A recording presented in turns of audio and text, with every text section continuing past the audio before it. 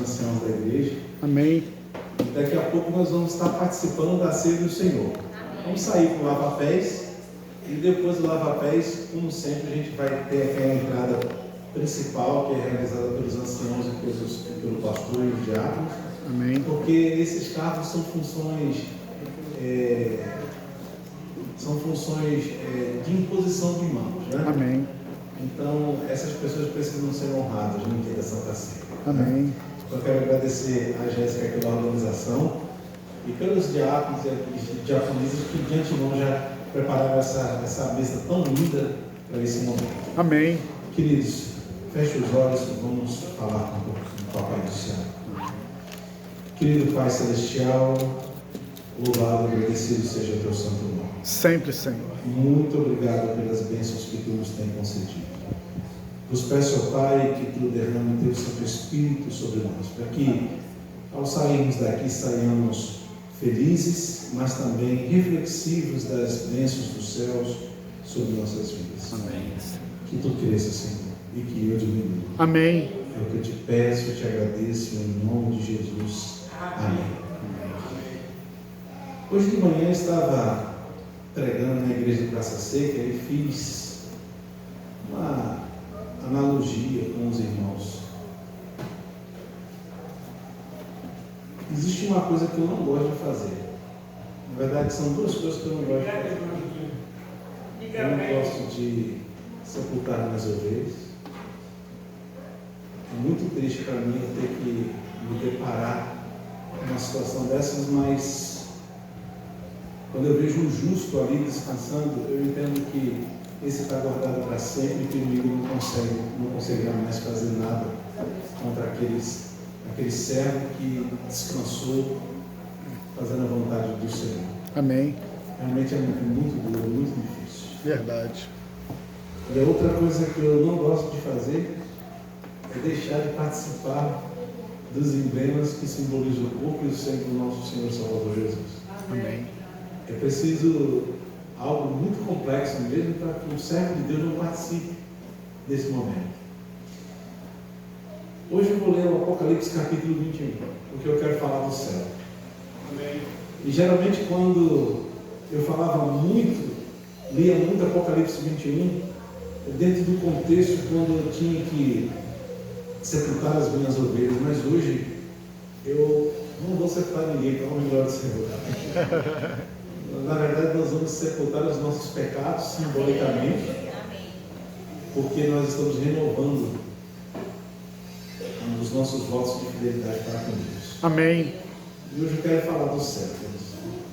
Nesse lugar, neste púlpito, tem se falado tantas coisas, menos do céu. Eu me lembro que quando eu entrei na igreja, há 41 anos atrás, eu fiquei impressionado com o que os irmãos pregavam lá no Evangelho.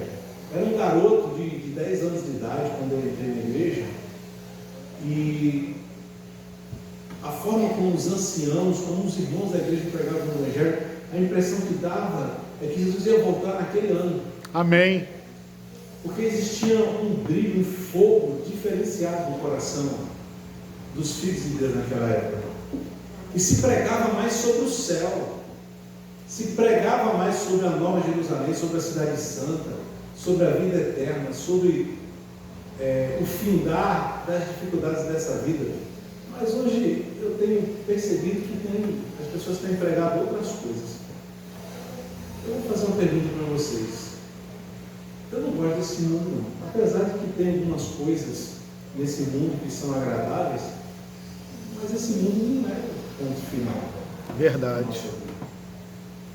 E às vezes nós vamos buscar soluções para a nossa vida baseado no que o mundo oferece. O resultado é que quando a gente vai atrás dessas questões, desses quesitos, a gente termina trazendo para dentro da nossa vida os problemas que existem no mundo também. Quando a nossa maior preocupação deveria estar pensando mais no céu, pensando mais nas coisas sagradas, nas coisas divinas. Amém. Abra a tua Bíblia no livro de Apocalipse capítulo 21. Apocalipse capítulo 21, do versículo 1 ao 7 e depois do 18 ao 27. Apocalipse capítulo 21, do versículo 1 ao 8. Do versículo 1 ao 8. Assim diz a palavra de Deus. Eu vi novo céu e nova terra, pois o primeiro céu e a primeira terra já passaram, e o mar já não existe. E eu vi também a cidade santa, a nova Jerusalém, que descia do céu da parte de Deus, ataviada como noiva, adornada para sua esposa. E então ouvi grande voz vinda do trono, dizendo: Eis o tabernáculo de Deus com os homens. Deus habitará com eles, eles serão povos de Deus, e Deus mesmo estará com eles. E lhes enxugará dos olhos toda lágrima, e a morte já não existirá. Já não haverá luto, nem pranto, nem dor, porque as primeiras coisas passaram. Amém. E aquele que está sentado no trono disse: Eis que faço nova todas as coisas. E acrescentou: Escreve, porque estas palavras são fiéis e verdadeiras. E disse-me ainda: Tudo está feito. Eu sou o Alfa e o Ômega, o princípio e o fim. Eu, a quem tem sede, darei de graça da fonte da água da vida. E o vencedor herdará essas coisas, e eu lhe serei Deus, e ele me será filho. Amém. Quanto, porém, aos covardes, quando a Bíblia fala em covardes, não está se referindo a pessoas que têm medo de escuro, ou têm medo de cachorro, nada disso. Quando a Bíblia fala em covardia, está falando de pessoas que sabem que tem que tomar uma decisão, mas não tem coragem de mudar o contexto. Não tem coragem de mudar o contexto da vida. E permanece a vida inteira num muro de dúvidas, pensando se vai ou se fica. E a Bíblia é bem clara: Deus não gosta dos covardes.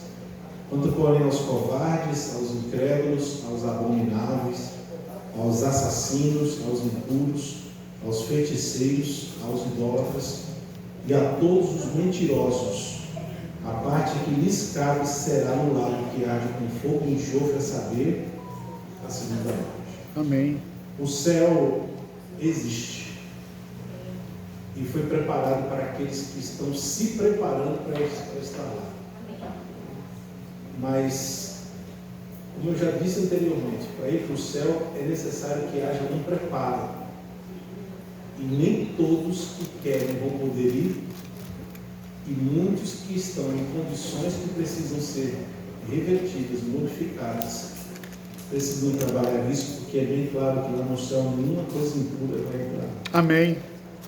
Agora vá no versículo 18, capítulo 21, versículo 18.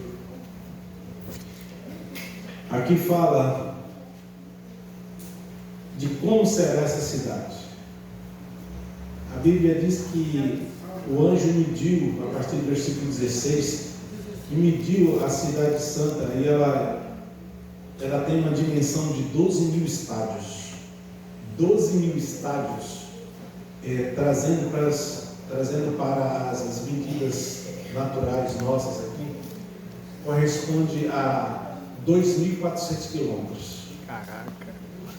Eu já fiz várias vezes viagens para o Nordeste de carro.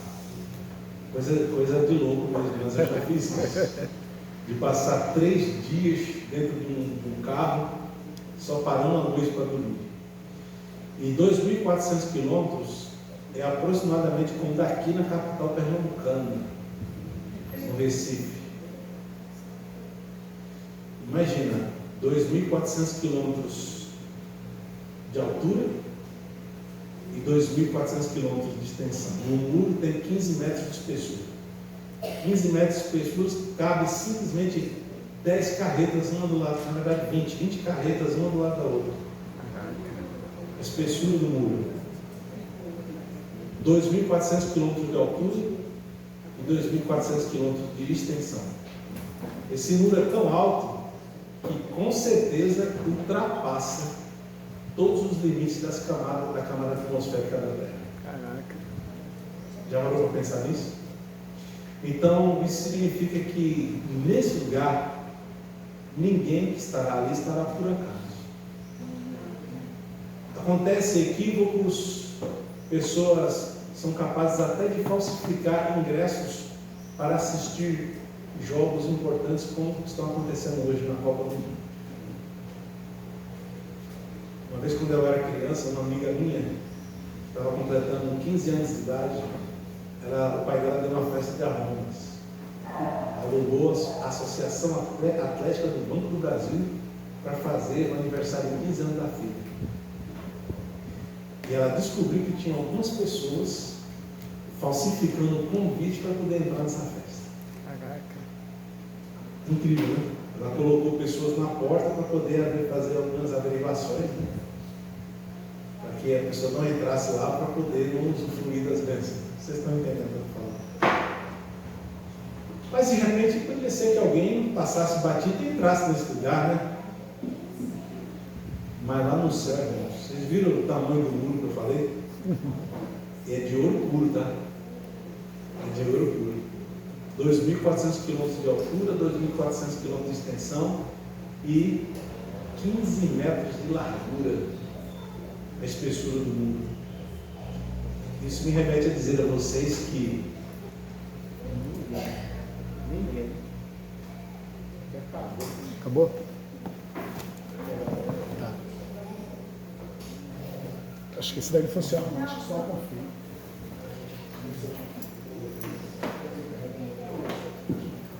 Isso significa que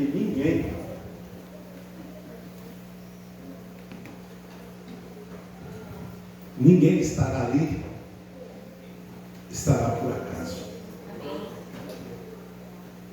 Não existirá a menor possibilidade de alguém passar batido, passar despercebido aos olhos do Todo-Poderoso, porque todos os que estiverem lá é por mérito. Amém. Deus é meritocracista. Não entendam por mérito ou pelos atos da obra, porque nós somos salvos pela fé, pela graça de Deus, pelos méritos de Cristo. Mas todos aqueles que se prepararam, ninguém que não esteja preparado poderá entrar nesse lugar. Vamos continuar lendo aqui. Versículo 18: a estrutura dessa muralha é de jaspe, também a cidade de ouro puro, semelhante a vidro límpido. Os fundamentos da muralha da cidade estão adornados de toda espécie de pedras preciosas. Amém. O primeiro fundamento é de jaspe, o segundo de safira, o terceiro calcedônia, o quarto de esmeralda, o quinto de sardônio, o sexto de sárdio, o sétimo de crisólito, o oitavo de berilo, o nono de topázio, o décimo de crisópalo, um décimo de jacinto, o duodécimo de ametista. Queridos, eu vou falar uma coisa para vocês, é tanta pedra preciosa aqui, que tem pedras aqui que eu nunca ouvi falar na minha vida. É verdade. E tudo isso vai estar à disposição daqueles que estão se preparando para ir ao céu. Tem algo que é tão precioso, o pessoal fala que uma pérola dá para comprar um carro zero. E aqui a Bíblia fala que as portas do céu, que são gigantescas, elas são todas feitas de pedra. Oh, glória. Cada porta gigantesca daquela é uma pérola inteira. Você já pensou? Que coisa maravilhosa. A praça da cidade é de ouro puro, com um vidro transparente. Nela não vi santuário, porque o seu santuário é o Senhor, o Deus Todo-Poderoso é o poder. A cidade não precisa de sol nem de lua para lhe darem claridade, pois a glória de Deus a iluminou e o Cordeiro é a sua lâmpada. As nações andarão mediante a sua luz e os reis da terra lhe trazem a sua glória. As suas portas nunca, jamais se fecharão, nem de dia, porque nela não haverá noite. E lhe trarão a glória e a honra das nações. Nela nunca mais penetrará coisa alguma contaminada, nem o que pratica abominação e mentira, mas somente os escritos no livro da vida. somente aquele que tem o nome escrito no livro da vida entrará neste lugar. Amém.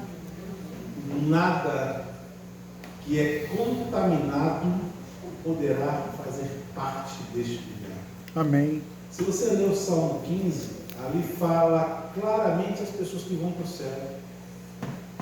É um salmo que Davi se prospectou para o futuro, falando de qualidades que são intrínsecas às pessoas que de fato estão se preparando para ir para o céu. O caminho que leva para o céu, ele é duro, ele é difícil, a Bíblia fala que ele é estreito, cheio de espinhos, mas no final conduzirá a vida eterna. Amém. Mas o caminho que leva à perdição, ele é largo, é fofinho, é suave, é perfumado, mas no final ele vai conduzir ao lado que arde com fogo e enxofre. Muitas vezes não teremos aplausos, não teremos ninguém para poder nos elogiar, nem aplaudir pelos atos que nós estamos fazendo.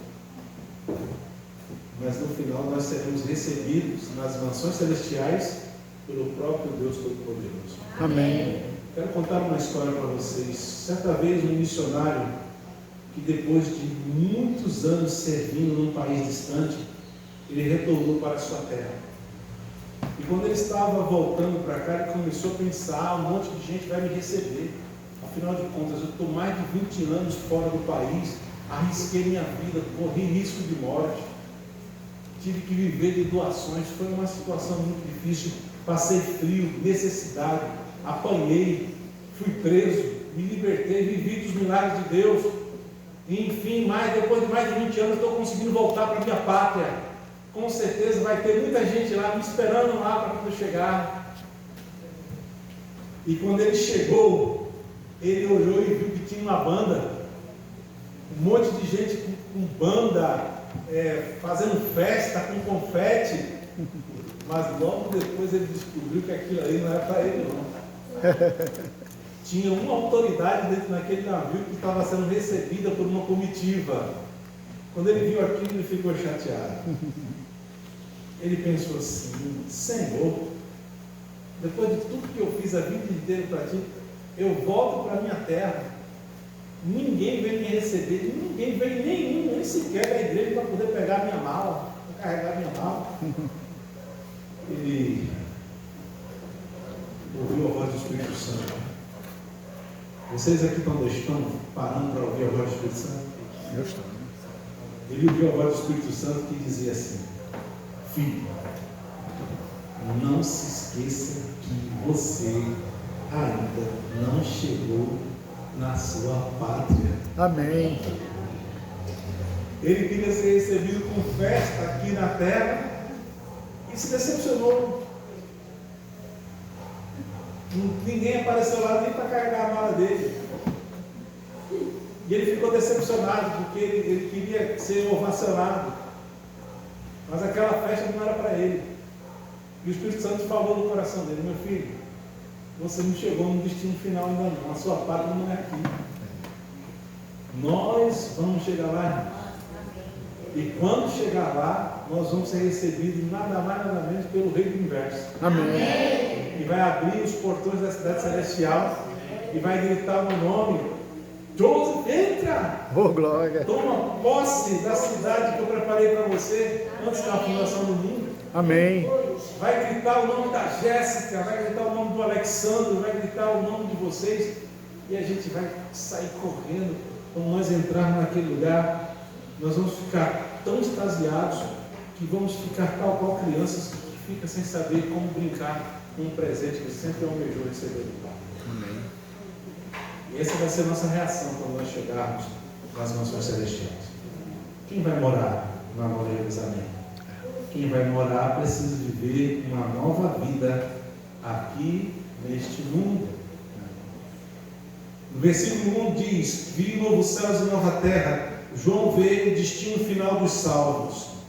Deus não promete apenas melhorar algumas coisas, Ele promete fazer tudo novo. Amém. Mas existe uma verdade importante.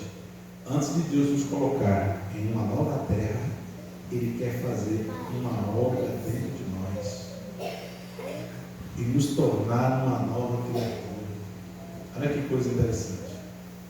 Antes da Nova Jerusalém, precisa nascer em nós uma nova criatura. Repita comigo.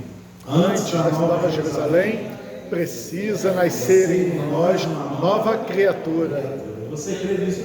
Amém. Amém. Por que antes de irmos para a Nova Jerusalém, precisa nascer em nós uma nova criatura? Muitos querem o céu sem conversão. Muitos querem a coroa sem a cruz. Querem a eternidade com Deus sem viver para Deus agora.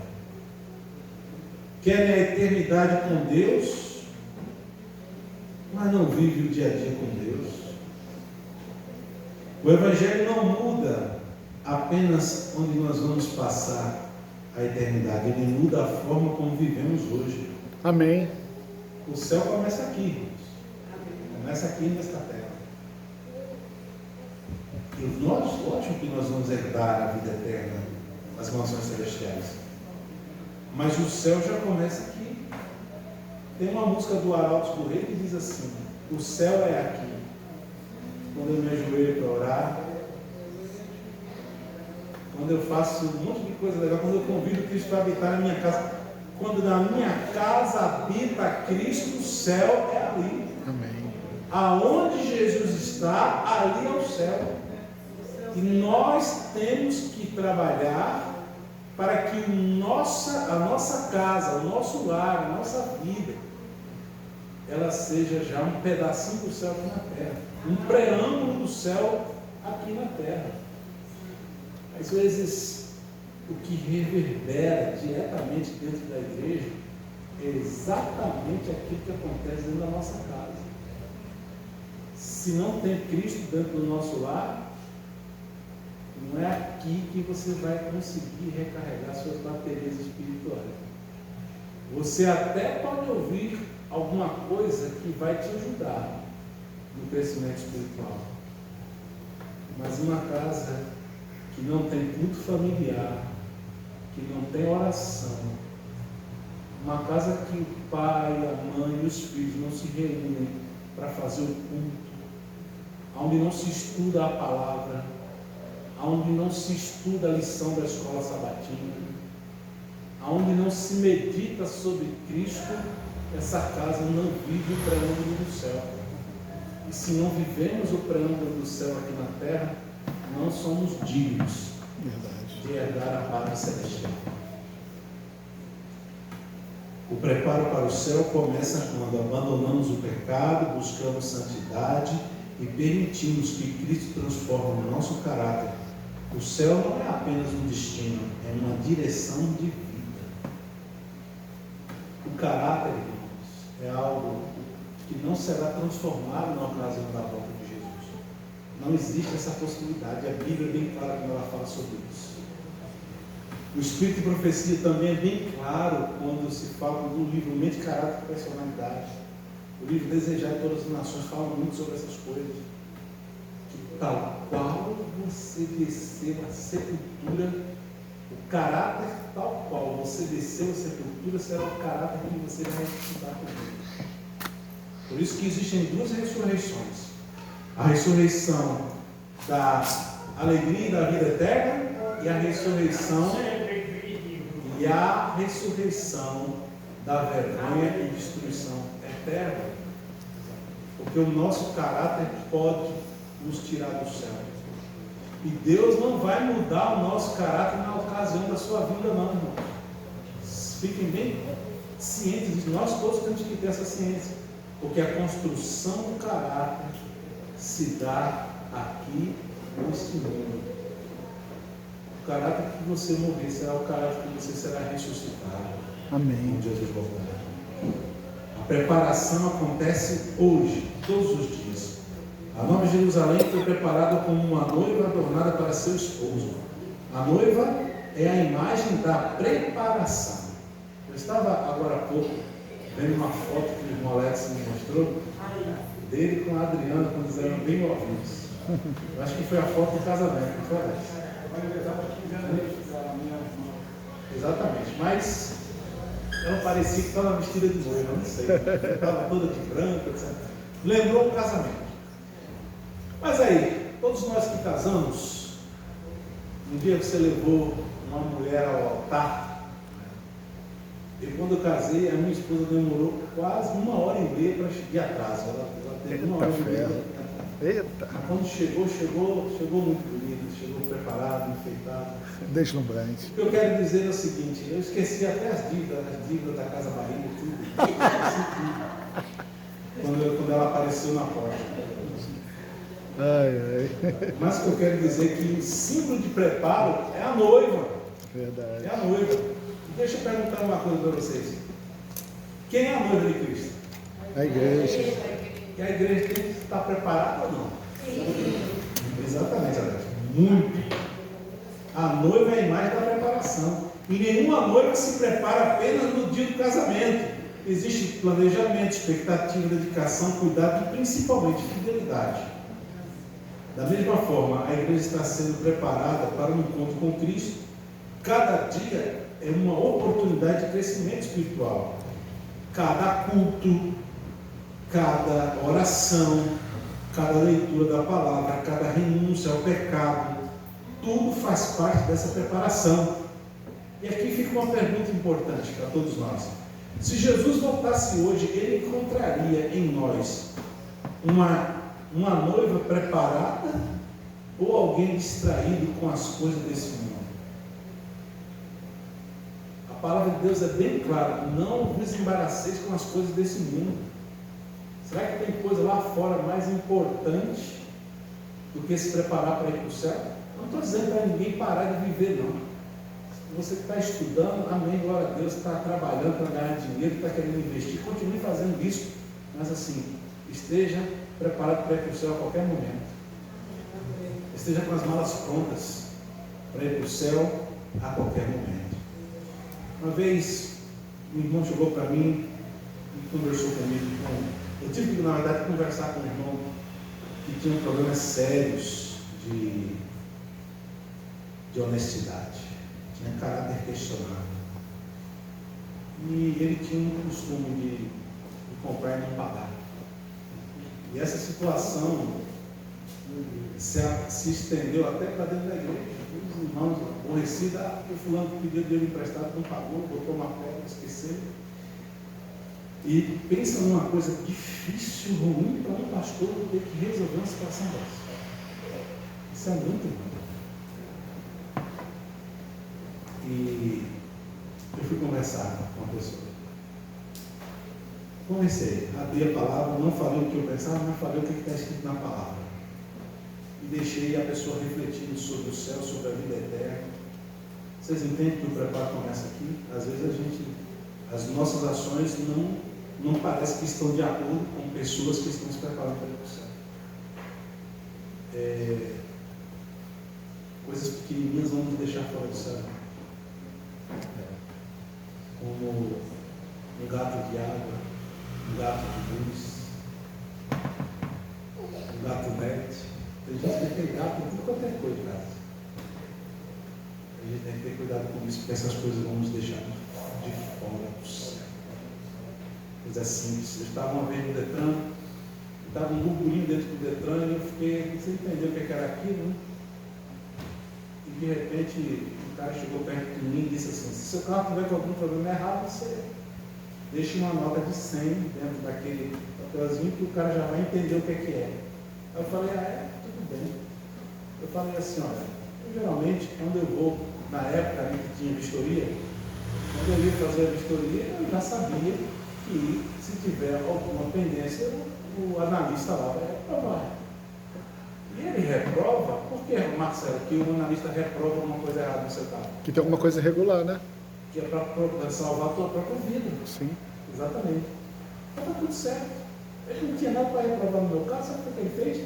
Ele cismou com o meu estepe. O estepe estava numa prazo de validade, o meu estepe estava sujo. E ele disse que o meu estepe estava ruim. E me reprovou e disse que eu tinha que trocar o estepe. Aí ficou parado olhando para a minha cara esperando uma reação.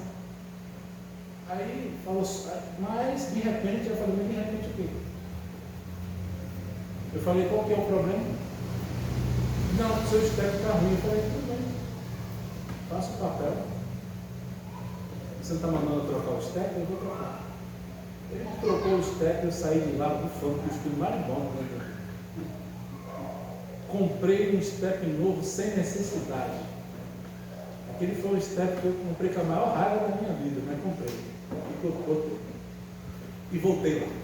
Quando eu voltei lá, eu cheguei lá, falei assim, ó, pendência, entra nessa fila aqui. Não tinha ninguém na fila, cheguei lá, estava indo lá parado. Aí eu cheguei para ele aqui, ó. Você não mandou trocar o step? Troquei. Voltei lá 1h30 depois. Ele olhou para minha cara, olhou para mim de cima a baixo. Eu pensei que pelo menos ele ia se dar o trabalho de mandar eu abrir a mala para poder olhar o step, para ver se de fato o step era novo. Porque se eu não tivesse trocado o step, eu tinha passado. Porque ele não ia olhar. Só pelo fato de eu falar. Porque ele queria propina. Ele queria propina. Eu simplesmente, ele olhou para minha cara e falou assim, você trocou? Eu falei, troquei. Coloca teu carro no pátio. Só foi isso que ele falou para mim, e aguarda ali. Aí me ligaram, imprimiram o CRM deles e eu fui embora. Eu falei assim, ele nem conferiu para ver se eu tinha trocado mesmo. E se eu não tivesse trocado? Eu ia passar do mesmo jeito. Então, irmãos, nós temos que ter cuidado, porque existem coisas que o mundo não vê, que ninguém está vendo. Posso fazer uma coisa, olhar para um lado e para o outro, para ver se o irmão Marcelo está passando por ali. O irmão Marcelo me pegar fazendo besteira. Mas só que o Marcelo não é onisciente, não é onipresente, não é onipotente, mas Deus é. Amém. Ele está vendo tudo. Amém. E a gente sempre tem que entender uma coisa, nós estamos nos preparando para ir para o céu. Amém. Não para viver aqui nesse mundo. E muitas vezes o que esse mundo oferece é completamente contraditório às nossas convicções, aquilo que nós aprendemos da parte de Deus. As lutas de hoje fazem parte da preparação para a glória do amanhã. Aqui a Bíblia fala no versículo 4 que Deus limpará dos nossos olhos toda lágrima. Esse texto nos emociona, porque fala do fim da dor. Mas antes de Deus enxugar as lágrimas, existem lágrimas. Antes da vitória existe batalha. Antes da recompensa existe perseverança. E muitas vezes queremos o céu, mas não queremos passar pelo processo que Deus usa para nos amadurecer. As provações não são apenas obstáculos, são instrumentos de preparação. Deus usa as lutas para fortalecer nossa fé, desenvolver nossa dependência dele, desapegar nosso coração deste mundo. E quanto mais perto estamos de Deus, mais entendemos que nossa esperança não deve estar aqui nesse mundo. Amém. Deus já começou a obra que será concluída na eternidade. Versículo 5 diz: eis que faço nova todas as coisas. Deus não disse apenas farei, Ele disse faço. A obra da eternidade já começou, irmãos.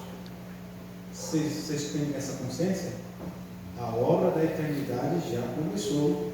O céu começa no coração daquele que nasceu de novo. Quando Cristo entra na vida de alguém, os valores mudam, os desejos mudam, as prioridades mudam e os sonhos mudam. Amém. A transformação que será perfeita no céu começa aqui na terra. E em outras palavras, nosso caráter não será modificado por intermédio da voz de Jesus.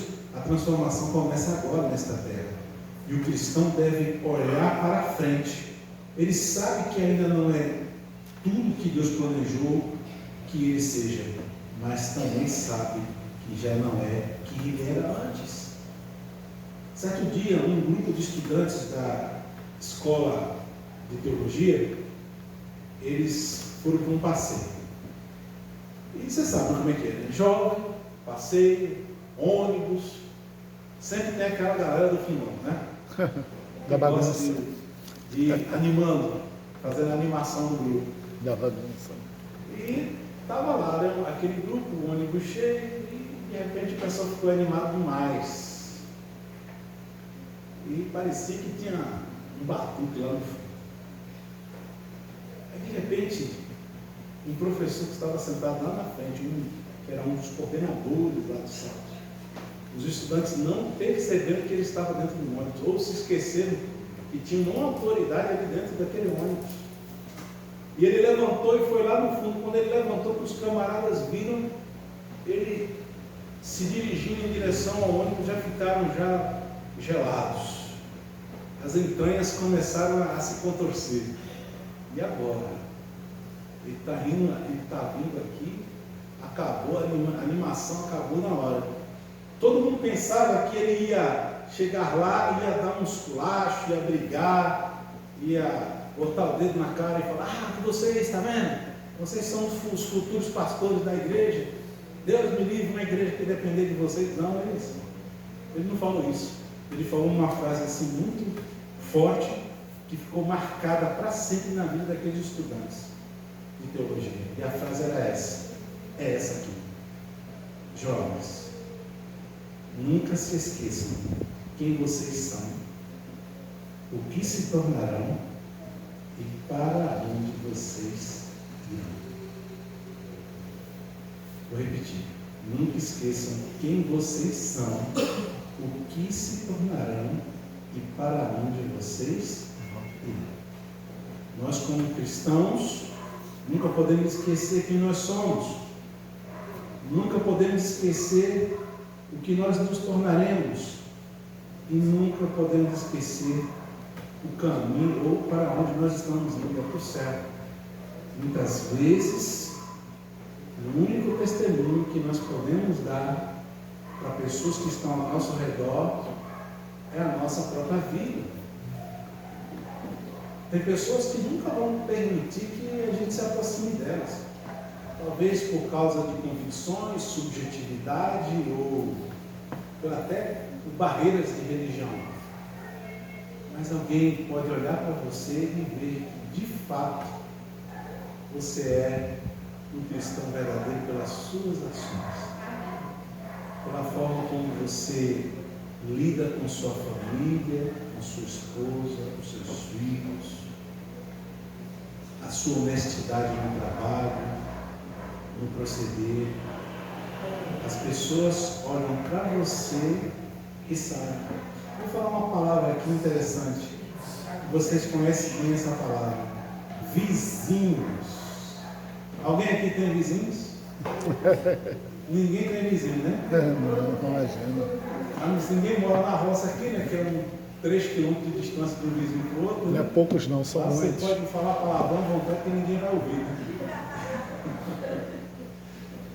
Mas olha, irmãos, eu vou provar para vocês, os vizinhos sabem da nossa rotina, né?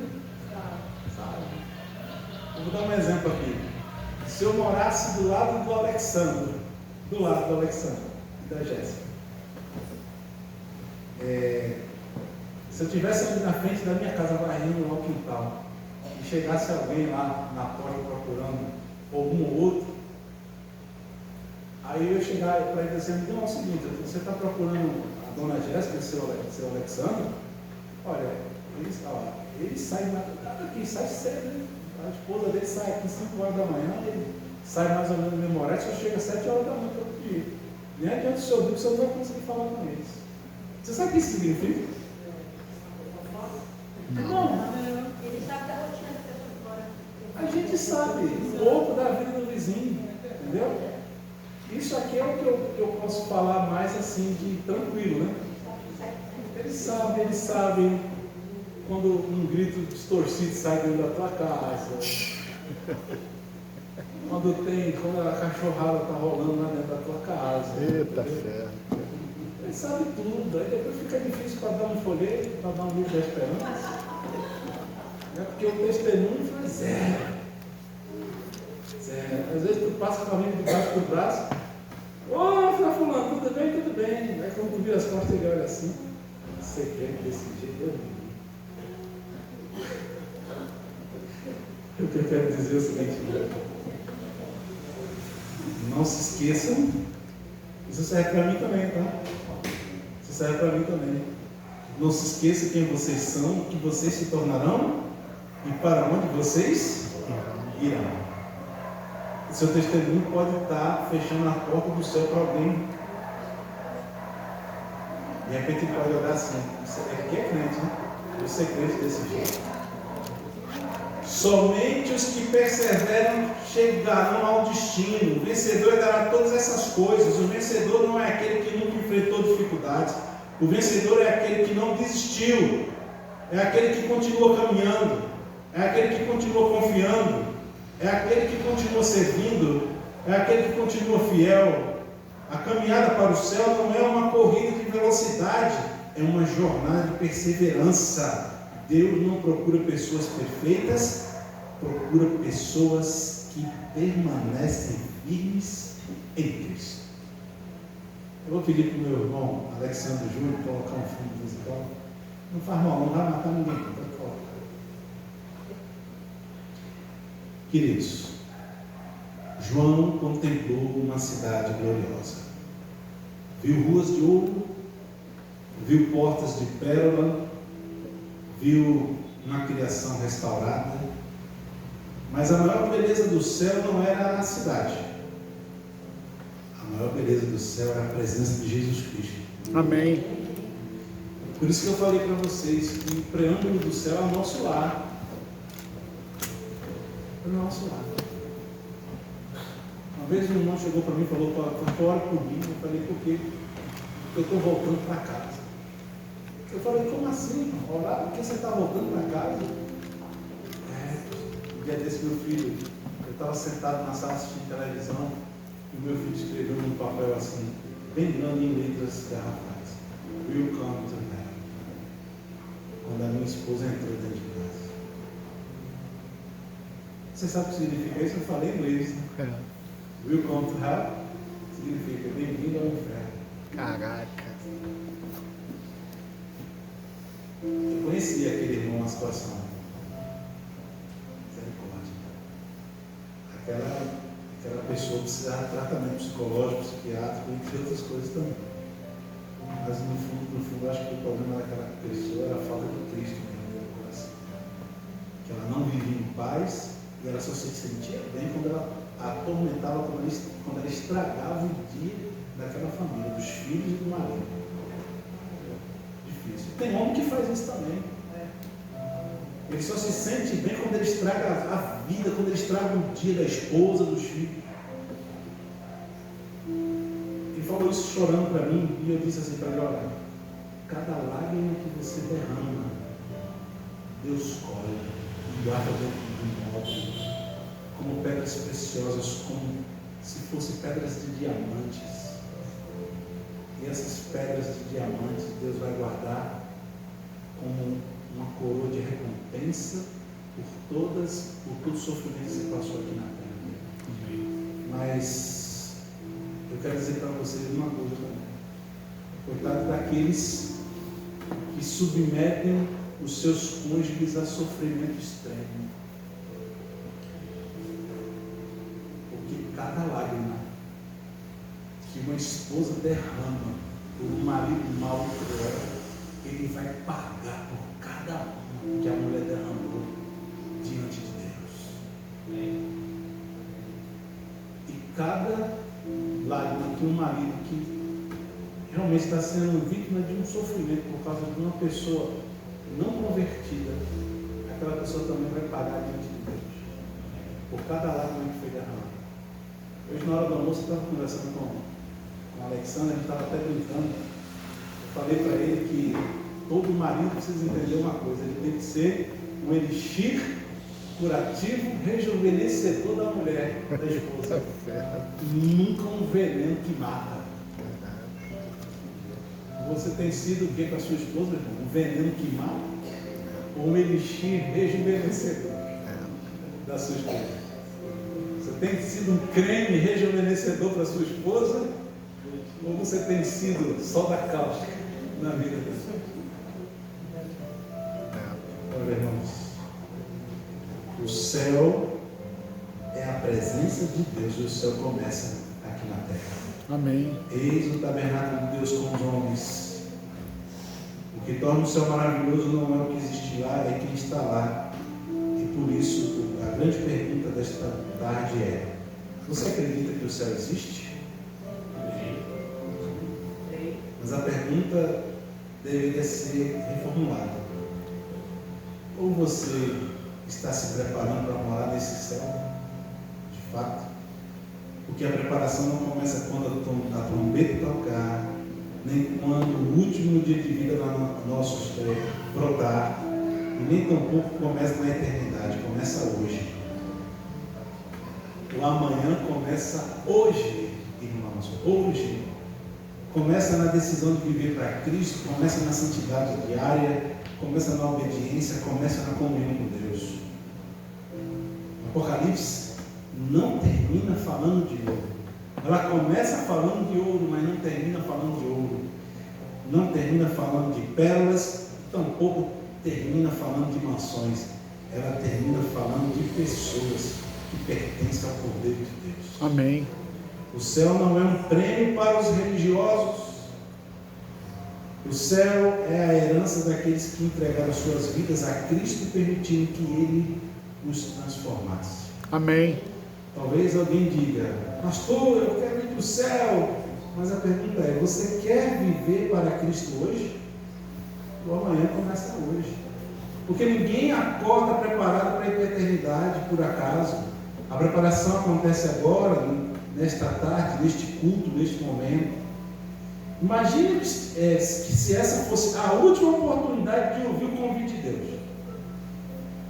Imagine que esta fosse a última vez que o Espírito Santo estivesse falando no seu coração. O que impediria você de entregar completamente a sua vida a Jesus Cristo? O que vale mais do que a sua alma? O que vale mais do que a eternidade? Jesus preparou o caminho da cruz. O Pai preparou uma cidade. O Espírito Santo está preparando corações. E hoje Deus está chamando você. O céu é um lugar preparado para um povo preparado. A cidade está pronta. E a pergunta é: se Jesus voltasse hoje, você estaria pronto para entrar pelos seus portões? Se você deseja renovar sua aliança com Deus, se deseja se reconciliar com Cristo, ou se deseja afirmar diante do Senhor que quer viver preparado para a eternidade, tome uma decisão, irmãos. Coloque o céu dentro da sua casa o mais rápido possível. Amém. Coloque o céu dentro da sua casa. Porque o dia de se preparar é hoje. Um dia nós chegaremos em casa. Lembra daquela primeira história? O missionário, depois de mais de 20 anos, chegou pensando que ia ser recebido com festa. Mas não foi, porque não era o momento ainda da festa. Mas um dia nós chegaremos no final da jornada e chegaremos na pátria celestial. Amém. Assim Quando seja. aquele dia chegar, nós compreenderemos que cada oração, cada renúncia, cada luta vencida e cada passo de fidelidade fizeram parte da preparação que Deus realizou em nós para vivermos eternamente em sua presença.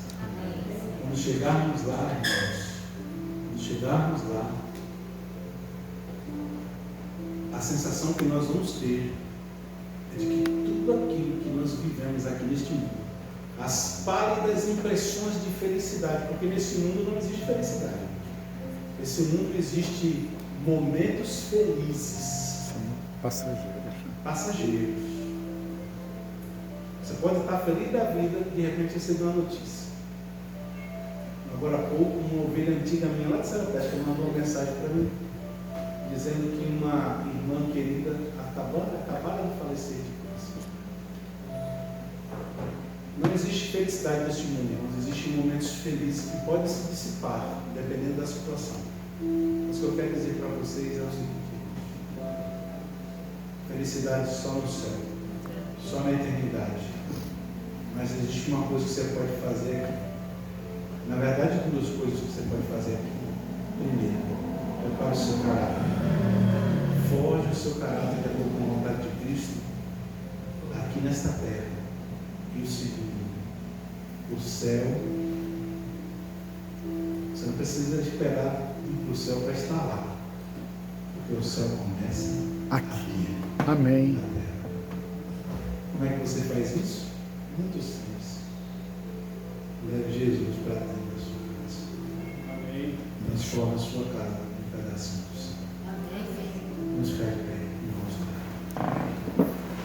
Querido Pai, bendito seja o teu santo nome. Sempre sim.